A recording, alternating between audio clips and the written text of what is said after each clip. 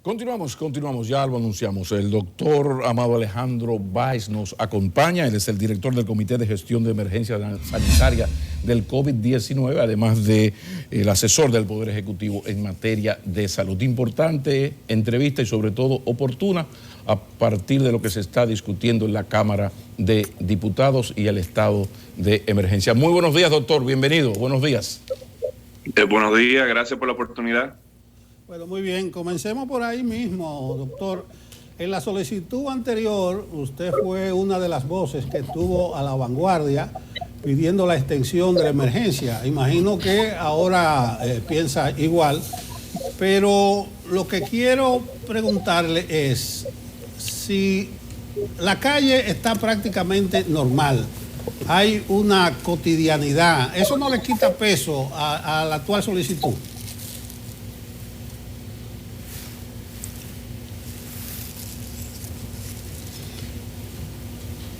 El doctor no nos está escuchando. Doctor, ¿nos escucha? No. Tenemos un problema de comunicación. Doctor, díganos si nos está escuchando ahora. ¿Mejoramos? Sí. ¿Sí? Ahora sí. Ahí me escucha usted a mí, doctor. Sí. No, perfecto. Repite Le eso, por favor. repito la pregunta. La vez anterior, en la anterior solicitud de extensión de la emergencia, usted llevó la voz cantante o fue una de las voces más activas. Imagino que ahora piensa igual. Pero con el paso de los días, en la calle hay un ambiente de normalidad. ¿Eso no le quita peso a la solicitud actual? Bueno, al revés, yo entiendo que lo reitera.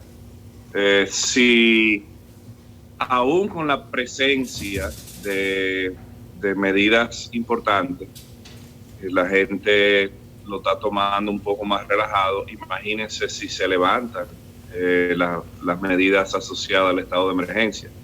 Yo quiero quizá aprovechar y dirigir un poquito mi respuesta a lo que es salud pública. Yo entiendo que estamos viviendo un momento políticamente tenso, donde muchas verdades se pueden ver desde una óptica de un color o una óptica de otro color. Entonces yo prefiero enfocarme en los temas de salud pública y epidemiología y control específicamente de COVID. Y como yo lo veo, las medidas asociadas al estado de emergencia tienen muchas razones desde el lado de salud pública. El no apoyar esas medidas tiene un tono puramente político. Y quizá podemos en el transcurso de esta conversación elaborar un poquito más sobre esas ideas. Sí. Pero, doctor, entonces vamos a los datos. Me imagino que se hace un análisis a partir de la realidad que presentan los datos, como la tasa de recuperación, cómo está la tasa de letalidad fundamental, usted nos había explicado, el número de muertos por millón, algo importantísimo, la positividad, porque hay un asunto de relación número de pruebas. Yo puedo tener mañana muchos o pocos nuevos casos, pero tengo que hacer la pregunta, bueno, pero ¿cuántas pruebas se hicieron? Entonces, en ese sentido, me imagino que para que la gente entienda las razones del continuar o el no continuar, sería bueno que usted nos explicara esos indicadores, cómo está la República Dominicana en su liga latinoamericana en cosas tan importantes como la tasa de recuperación, la tasa de letalidad, creo que andaba a 2.66, no sé si hubo alguna variación, los muertos por millón y la positividad sobre todo. ¿Cómo estamos para argumentar a favor o en contra de la permanencia del estado de emergencia, doctor? Sí, bueno, la tendencia en cuanto a números, como bien lo refiere, tasa de positividad, tasa de letalidad, ahí podemos entrar entonces en conceptos avanzados como la tasa de reproducción efectiva, que es uno de los números que se utiliza internacionalmente. ¿Qué es eso, doctor? Perdóneme. La tendencia de todos estos números debe bajar. La tendencia de estos números debe bajar precisamente porque las medidas están funcionando. No solamente las medidas restrictivas asociadas al estado de emergencia. Yo hablo del sacrificio de todos los dominicanos. Hablamos de indicadores también como la capacidad del sistema de salud, que ha dado una buena respuesta. Todo eso se combina y ha funcionado de una forma importante. Entonces la preocupación es que si está funcionando, pero si todavía tenemos muchas oportunidades, por ejemplo, la tasa de reproducción efectiva hasta que no esté por debajo de 1, está en lo que se llama una zona roja. Nosotros estamos cerca de lograr ese 1. La tendencia ha sido bajando la tasa de reproducción efectiva, ese número que te dice cuántas personas positivas contagian a cuántas personas. Okay. Y ahora mismo estamos en 1.20, 1.21. Entonces todos esos números, todos esos indicadores están demostrando una efectividad, y esa efectividad obviamente se asocia a todas las medidas correctivas que se han implementado. De viano de esas medidas que se han implementado es correr un riesgo, y a mi opinión es correr un riesgo innecesario desde la óptica de salud pública. Bueno, seguimos con los indicadores de salud, pero que están salpicados de la política, por más que no se quiera. Yes. El lunes el ministro de Salud dio una cifra récord de nuevos contagiados, 526 contagiados. Ese es el principal argumento de la oposición. Fíjense, cada vez que el gobierno pide una extensión, empieza a alarmar. Yo le di otra lectura. Ese día hubo 2.529 pruebas PCR. No sé si fue el récord, pero imagínense, 2.500 pruebas. ¿A dónde voy yo? Realmente está faltando la aplicación de una mayor cantidad de pruebas para saber en qué punto estamos en la evolución de la pandemia. Sí, yo honestamente no creo, no sé que haya una agenda alarmista en los números ofrecen una realidad. Nosotros tenemos forma de que se corroboran todos esos números con validaciones externas, no es nada más lo que reporta el ministro. En este caso en particular, sí es bueno mencionar, lo que estamos viendo ahora esta semana es precisamente el resultado directo de la fase 1. El ciclo viral dura 14 días. La fase 1, con los elementos de movilización que se incluyeron, nosotros esperábamos un aumento de número, que es normal, o sea, se espera, es normal. Lo que uno busca es, así como uno está favoreciendo una apertura económica, una desescalada, entonces se aprietan en medidas de salud pública por diferentes ángulos. Los números que se están viendo son una sutil representación de lo que pasó en la fase 1. Ahora bien, hay que hablar de número absoluto y hay que hablar de número relativo, y yo creo que esa es la mejor conversación. Hace 2 meses, cuando arrancamos, la presión, tanto social como política, y hay que decirlo, era más pruebas. La gente pedía más pruebas sin entender ni siquiera para qué hacer más pruebas. La gente pedía más pruebas mientras se hacían pruebas rápidas en la calle y no las reportaban. O sea, más pruebas, la necesidad de hacer más pruebas se debe a tener un pulso epidemiológico preciso. Entonces, cuando uno hace más pruebas, la positividad absoluta de esa prueba va a aumentar. Si yo hago 2.000 pruebas y me dieron 500 positivas, es lo mismo que si yo hiciera 1.000 pruebas y 250 dieran positivas. Ahora, si uno juega con los números y ve solamente el número absoluto, uno puede alarmarse y decir, bueno, hay 250 ayer y hoy hay 500, por lo tanto se duplicó la positividad. No, duplicamos el número de pruebas con el aumento de pruebas y el número relativo sigue siendo un 25%. Eso es lo que hay que entender. Cuando uno hace más pruebas, tú tienes un pulso epidemiológico mayor y más preciso, y los números positivos, igual que los números negativos, van a aumentar. Pudiéramos decirlo al revés. Bueno, tenemos ahora de 2.000 pruebas, 1.750 negativos, ayer teníamos 750. Qué bueno que hicimos una reducción de los números negativos. O sea, al final con los números se juega, y hay que entender que con el aumento de pruebas lo que hay que ver son los números relativos al número de pruebas, el porcentaje. Precisamente por eso, doctor, yo comencé citando datos y hablando de esto de las tasas de letalidad, de recuperación, porque ahí usted ya entró a un campo que a usted no le gusta entrar mucho, que es el político partidario electoral. Entonces hay un asunto sí existe un asunto de condicionamiento. Sabemos que lo importante es cuál es la tasa de positividad, muertos por millón, tasa de letalidad. Sí, pero aunque si yo hago más pruebas, lógicamente voy a tener mayor número de afectados, de contaminados. Entonces ahí entra la parte política. Yo hago más pruebas. El dato es como usted dice, que es el que sabe de esto, es saber cuál es la tasa de positividad, de tasa de letalidad. Pero a nivel de titulares, las grandes masas lo que ven es, no, pero está aumentando, esto va en serio. Por eso yo comencé pidiéndole su lectura de todo esto. En definitiva, este asunto de mantener o no mantener el estado de emergencia, además de lo del toque de queda, que es donde la oposición tiene su dolín, con razón, porque la oposición dice que después de las 7 el partido oficial, el candidato oficial sigue en sus buenas haciendo campaña y a ellos le aplican el reglamento. Amén de lo del toque de queda, ¿qué significa para las autoridades que se mantenga el estado de emergencia? Además de que ya sabemos del toque de queda, por favor. Sí, mira, para mencionarte, son muchos los puntos y en un momento me hablaban de la ley de salud pública, que de por sí tiene una serie de atribuciones que pueden ayudar en el manejo de salud pública de la pandemia. Esa ley ya se ha discutido. Yo quisiera hablar, por ejemplo, a dos elementos de seguridad social. Si existiese un brote en una cárcel, como lo hemos tenido, de paso, el manejo de la cárcel, yo creo que entendiendo que hay 41 cárceles, 41 prisiones, y han habido 2 brotes que se han podido contener, habla de buenos protocolos y buen manejo. Parte de ese buen protocolo y ese buen manejo tiene que ver con que la atribución al estado de emergencia permite una respuesta más ágil. De no tener el estado de emergencia, eso tiene que ser una serie de procesos y permisos y autorizaciones legales que se me escapan porque yo no soy abogado, pero atrasaría la respuesta. Otro elemento que estábamos trabajando este fin de semana era el tema de poder de arresto asociado a no cumplimiento de las normas. La policía, hace una semana, el director de la policía hablaba de 75,000 arrestos asociados a no cumplimiento de las normas, donde no son arrestos con consecuencias importantes, son unos temas de detenciones temporales, donde se hace educación, donde se le da mascarilla.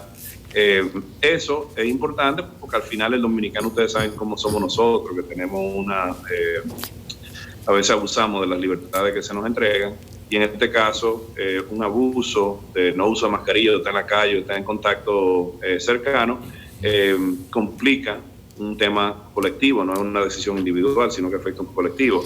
Entonces, ese mismo tema de ejercicio de atribución a nivel policial para seguridad ciudadana también se escaparía en caso de que el estado de emergencia no se apruebe. O sea, esto hay que entender lo que es una articulación, y una de las analogías y los razonamientos que hablábamos es que la nación funciona como el sistema, como los órganos en el sistema humano. Yo veo el enfoque de salud pública como un enfoque primordial porque soy un técnico y es lo que se me ha pedido que haga. Pero en este proceso he entendido la articulación de elementos sociales, elementos económicos, y como todo, al final de cuentas, se articula dentro de lo que es la nación. Ahora mismo salud pública es el principal elemento asociado debido a esta pandemia, pero hay otros elementos necesarios para una nación que tienen que articularse de una forma efectiva para que el éxito de los esfuerzos de salud pública se vea.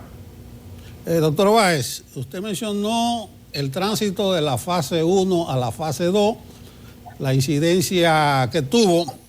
Ahora vamos camino a la fase 3. Le pregunto, ¿habrá que ajustar algún aspecto o vamos bien para la siguiente fase? No le escuché la última pregunta. ¿Habrá que ajustar? Algunos elementos del paso de la fase 2 a la 3. ¿O vamos bien?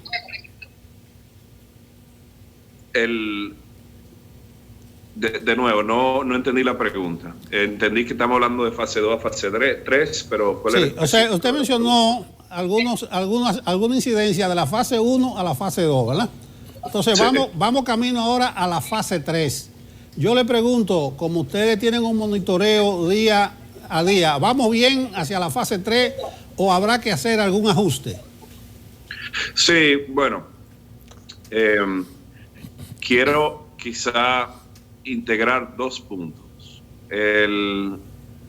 Ustedes saben que en Santo Domingo, el distrito, el Gran Santo Domingo, se estaba evidenciando un aumento en el número de casos. Sí, se están haciendo una serie de operaciones, una serie de operativos para controlar el tema de los casos en el Gran Santo Domingo. Esto coincidió con la semana previa a la fase 1 y ahora mismo se ha mezclado un poquito en la casuística las intervenciones asociadas al Plan Santo Domingo o Plan Central y los casos que se han visto con la desescalada. Vamos quizá analizándolo desde un punto de vista objetivo, y esta es mi opinión como Alejandro Báez, siguiendo estos temas. La fase 1 y fase 2 benefician fundamentalmente a la micro y pequeña empresa. Las aperturas hablaba de un 50, un 75%, para beneficiar sobre todo a esa micro y pequeña empresa. Lo que sí vimos es que la fase 2 debió contemplar una desescalada de aproximadamente 500,000 de personas en la calle. La percepción de nosotros es que con la fase 1 ya ese 500,000 estaba en la calle, o sea que la fase 2, o cerca de ese 500,000 estaba en la calle, o sea que la fase 2, en cuanto al impacto de esos empleados que se habían hablado de fasearlo, quizás no se va a ver tanto. Esperamos que con la fase 3 quizás haya un poco más de presencia en la calle, pero lo que estoy tratando de comunicar aquí es que al dominicano uno le da la mano y le toma el brazo. Lo que se vio fue que con la apertura de la fase 1 simplemente se tomaron ciertas atribuciones que correspondían a otras fases en cuanto a la salida de los empleados. Sí se está hablando de otros elementos y se está trabajando otros elementos ya muy específicos de diferentes sectores, sea deporte, sea turismo, donde ahí sí van a haber una serie de acciones propiamente faseadas de cada sector, hasta llegar al momento en que la apertura de ese sector se ha aprobado de acuerdo a lo establecido en las fases. Doctor, al final sí esperamos que con cada fase haya más movilización, haya más gente en la calle, y por eso la necesidad de apretar esas medidas de seguridad ciudadana y esas medidas de salud pública. Los efectos de esta reciente apertura, o sea, de la que usted habla, en términos de hospitalizados, gente en cuidados intensivos, ¿cómo está el país? ¿Hemos empeorado? ¿La disponibilidad de camas ha disminuido? ¿La gente en UCI ha aumentado o ha disminuido? Porque esos son también otros indicadores para saber si abrimos o no abrimos la llave. Sí, mira, lo de la disponibilidad de camas COVID, específicamente COVID, sí tenemos un buen seguimiento con diferentes dashboards, diferentes mecanismos electrónicos que integran al sistema, al Servicio Nacional de Salud con el sistema privado también. Tenemos ya casi 40 centros del sistema privado integrado en el área de monitorización de camas. La utilización de camas intensivas, ventiladores, camas de hospitalización con aislamiento y centros de aislamiento, para los que no pueden hacer aislamiento domiciliario. Los números varían de día a día, pero siempre se ha mantenido por debajo de un 50%. Hicimos una presentación ayer al sector turismo y hicimos una revisión del dashboard, y solamente la utilización de intensivo estaba por debajo del 50%, casi un 42%. La utilización de camas de intensivo. Eso habla de que se ha hecho un buen manejo comunitario, preventivo y de estabilización. Hay que hablar que, por ejemplo, nosotros tenemos articulado más de 150 unidades de visita domiciliaria, que son unidades combinadas del Ministerio de Defensa y el Servicio Nacional de Salud, haciendo atención domiciliaria. Los centros de aislamiento, para los que no pueden hacer aislamiento, tienen una ocupación de 4.500 camas y menos de 500 camas siendo utilizadas. O sea, el sistema se robusteció y se adecuó y nunca ha sobrepasado el 50% de la capacidad, que volvemos al tema de esa curva epidemiológica. La razón por la cual aplanamos la curva es para reducir el número de casos en un momento específico de tiempo, para que ese número de casos entre dentro de la capacidad del sistema de salud. O sea, que esas métricas sí han funcionado. Obviamente, reitero, uno de los elementos que hemos aprendido bien en este tema de combatir el COVID en Dominicana es que todo se tiene que hacer a nivel local. Doctor, la ¿y eso cultura, la sociedad y los servicios de salud de una provincia son diferentes a otra. Entonces, esas evaluaciones son provincia a provincia, y hacemos evaluaciones de número de casos, de letalidad, de camas, disponibilidad intensiva a nivel provincial. Quiero decir eso porque, por ejemplo, sí es cierto que el Gran Santo Domingo y el distrito tienen una mayor utilización de camas de intensivo y ventiladores y camas de hospitalización que las otras provincias, pero aún así se ha mantenido cerca del 50%. Doctor, por eso no le quita fuerzas al argumento de mantener el toque de queda. Si vamos bien, si las cosas no se nos han salido ni aparenta que se nos van a salir de las manos, ¿no le quita fuerza a la necesidad de mantener el toque de queda, entre otras cosas? Yo lo veo al revés, yo creo que le da fuerza. Porque si lo hemos logrado, una serie de medidas que se han implementado, el quitar el toque de queda lo que va a hacer es exponernos a un riesgo. Yo lo veo así, o sea, al final una cosa no debe contradecir la otra, sino verlo desde el macro. El macro es que todas las medidas que están articuladas han funcionado hasta cierto punto con buena efectividad, y que salirnos de esa receta, salirnos de esa ecuación es exponer a un riesgo innecesario. De nuevo, estoy hablando de la perspectiva de salud pública. Habrá otra narrativa, habrá otras conversaciones que hablan del tema político. Yo prefiero no mezclar mi trabajo con esos temas y enfocarme en la justificación a nivel de salud pública.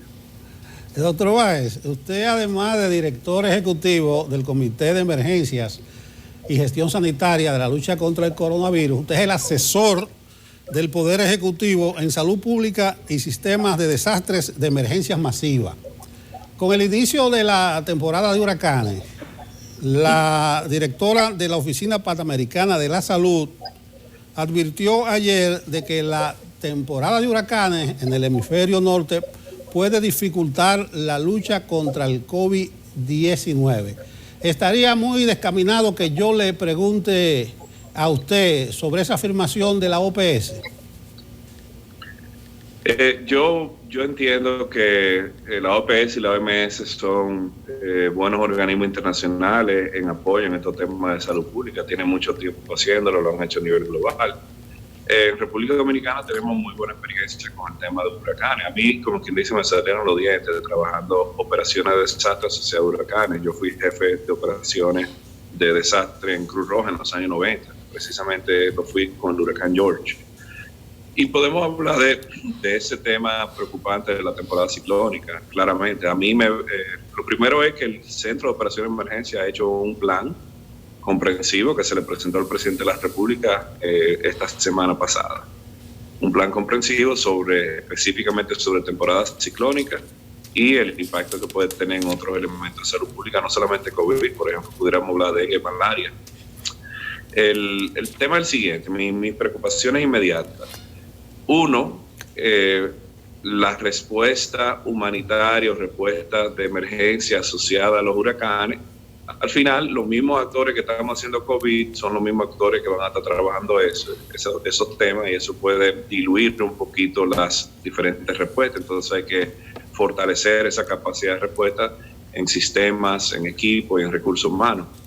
Número 2, el tema de centros de aislamiento o albergues como potencial de foco para COVID. Cuando hay que desplazar o movilizar a la población por inundaciones, evacuaciones asociadas a los huracanes, ese hacinamiento puede crear una condición para propagar el COVID, y esas consideraciones hay que tenerlas.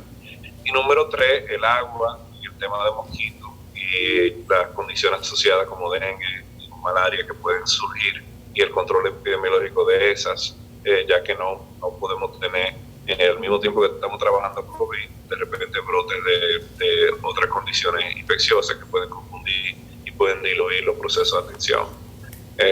Yo entiendo que esas medidas se están trabajando de una forma efectiva a nivel de salud pública, y sobre todo articulando el plan del Centro de Operaciones de Emergencia. Y al final el dogma que tenemos en estos temas de emergencia es prepárate para lo peor, pero ora o pide o espera lo mejor. Se está haciendo eso de una forma comprensiva, y creo que los planes lo delinean de una forma efectiva. Doctor Báez, me escribe un televidente de que la ley de salud puede utilizarse para regular el cierre o apertura de establecimientos comerciales y de otro tipo, que bien puede servir en esta fase para sustituir el estado de emergencia. Y realmente es así. Mediante esa ley usted puede programar el inicio de comercio, el cierre de algunos, cerrar mercados, plazas. ¿por qué no se le da un uso mayor intensivo, a la pregunta de este televidente, a la ley de salud como una manera de obviar el estado de emergencia? Sí, yo le dejaría esa discusión de legislación legal y demás a los expertos en temas legales. Sería injusto el yo pretender saber los específicos de la ley de salud y la comparación con el estado de emergencia. En todo caso lo pudiera revisar y pudiera volver a contestarle la pregunta con más información. Finalmente, doctor, usted anunciaba hoy una aplicación tecnológica que a uno le parece maravilloso, una cosa que funciona como una especie de pasaporte, de que tú sí puedes, porque ahorita se hablaba mucho del turismo, que no se puede estar el distanciamiento fuera del aire, y yo decía, y cuando uno vaya bien acompañado al turismo, ¿cómo nos vamos a hacer para relacionarnos? ¿En qué consiste esta aplicación? Si ya la tenemos a nuestra disposición, ¿cómo utilizar? Por favor, porque me parece sumamente importante esa aplicación. ¿En qué consiste? Sí, gracias por la oportunidad. Nosotros estamos muy orgullosos de esa aplicación. Sí. Fíjense, la presidencia a través de República Digital tenía una aplicación COVID-RD. Esa aplicación te ayudaba con identificación de síntomas, basada en los síntomas, te conectaba con la línea Terico 462 para consultas con profesionales, y también te ayudaba con otro elemento como el manejo de las estadísticas. Lo que hicimos fue revisamos diferentes códigos de aplicaciones de lo que se llama contact tracing o rastreo de contacto. Validamos las mejores aplicaciones. En este caso escogimos específicamente la del Massachusetts Institute of Technology, el MIT, que es la escuela número 1 de ingeniería de Estados Unidos. Este código es un código muy bueno, se llama SafePath, la aplicación, que nos permite básicamente determinar que si hay una persona positiva que reporta su positividad, la cadena de contacto de ese positivo es inmediatamente notificado siempre y cuando tenga la aplicación bajada en su teléfono inteligente. Eso entonces permite un control epidemiológico muy puntual y muy preciso.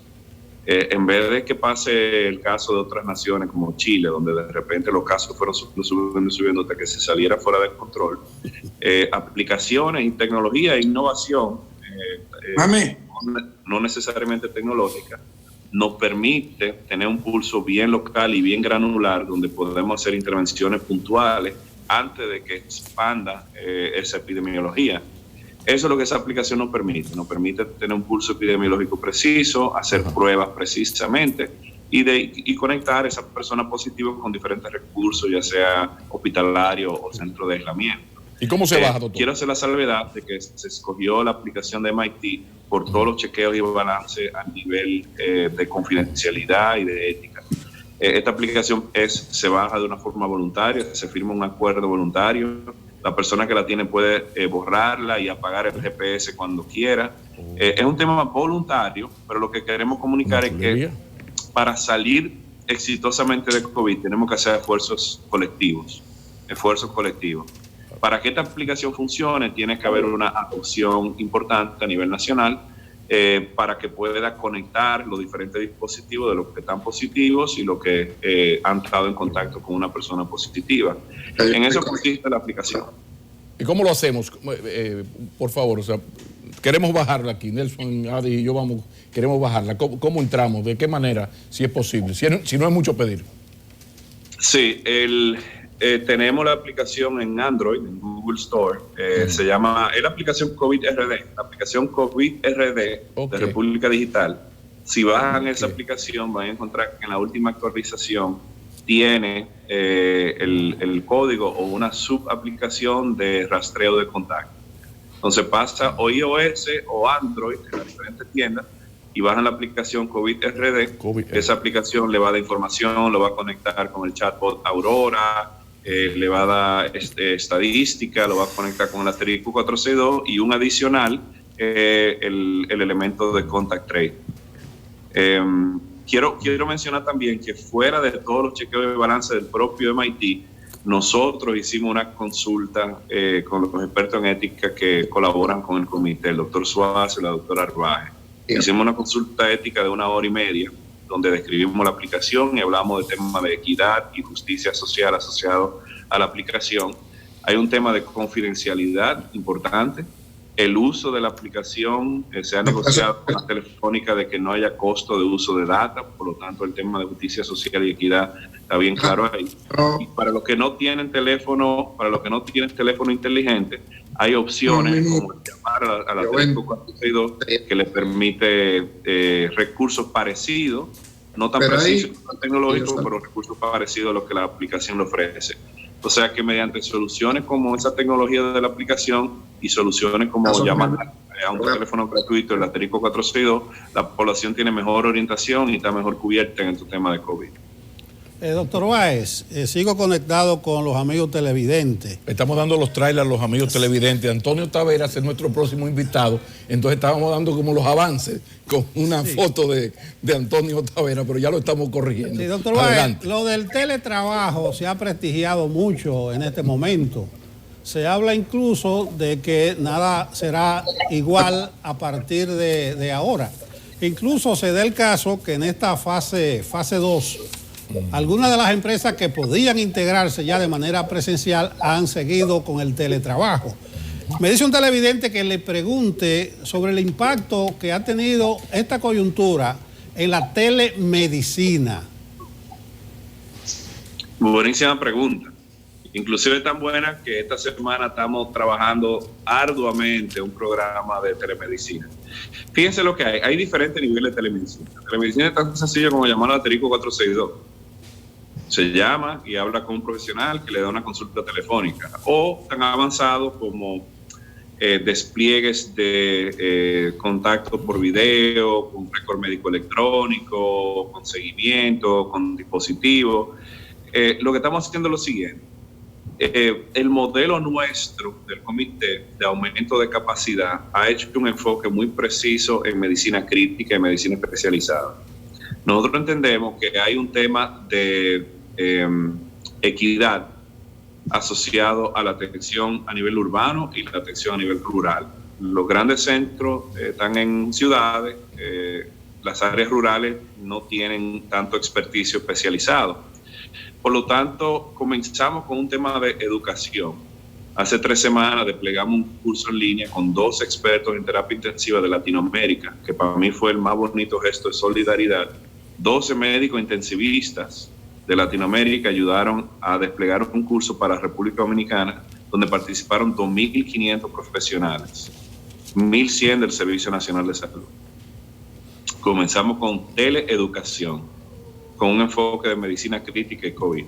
El próximo paso que estamos trabajando con la Embajada Americana, la Embajada de Israel, de la American Chamber, la Sociedad de Medicina Crítica, las diferentes sociedades especializadas, es ahora desplegar un recurso de teleintensivo y teleconsulta especializada, precisamente para ayudar a esos hospitales remotos y rurales, con especialistas centrados en Santo Domingo y Santiago, quizás si quiera participar, y otras ciudades que tienen esos especialistas, pero enfocado en tener una presencia remota de esa medicina especializada en centros que quizás no cuentan con esos especialistas. Y de ahí entonces pasamos a un modelo de multiplicación, donde un especialista en medicina crítica puede supervisar 3 internistas o médicos familiares que están en las áreas rurales, y esos 3 médicos familiares pueden cada uno trabajar con médicos generales y hacer una presencia contundente con una supervisión adecuada. Para mí, nosotros tuvimos una conferencia sobre tecnologías la semana pasada, donde hablamos de educación, clínica, inclusive tecnología de finanzas asociada a COVID. Y Armando Tavares, el rector del ITLA, hizo un punto muy importante. Él entiende que COVID hizo un empuje sustancial a la adopción de tecnologías, sobre todo de teletecnologías. Fue un catalizador importante esa tecnología, donde, por ejemplo, la educación tenía cierta resistencia a la adopción de teleeducación, educación a distancia, y ahora se vio completamente adoptando y abrazando ese concepto. Medicina igual, mi opinión es que va a cambiar de una forma sustancial la forma en que la medicina se hace, debido a despliegue de telerecursos y telemedicina, tanto a nivel especializado, que lo estamos trabajando nosotros, como a nivel de atención primaria. Y para mí ese quizá el último punto. En este proceso de trabajar soluciones a COVID, hemos encontrado soluciones a oportunidades del sistema de salud dominicano. Todos sabemos que tenemos 13 años hablando de atención primaria y no hemos podido trabajar una solución contundente a la atención primaria en República Dominicana. Ahora mismo, con COVID, a través de llamadas, visita domiciliaria y telemedicina, estamos ofreciendo servicios de teleconsulta a la población a nivel de atención primaria, y eso está moldeando lo que sería el próximo modelo de atención primaria en el país. O sea que sí, el futuro es bueno con estos temas de teleconsulta y telemedicina, y quizás es un buen agregado o un buen resultado que ha salido de estos temas de COVID. Gracias, doctor. Gracias, doctor. También en medicina el futuro fue ayer. Todo un placer hablar con el doctor Amado Alejandro Báez, el director del Comité de Gestión de Emergencia Sanitaria COVID-19, asesor del Poder Ejecutivo en materia de salud. Muchísimas gracias. Vamos a una pausa.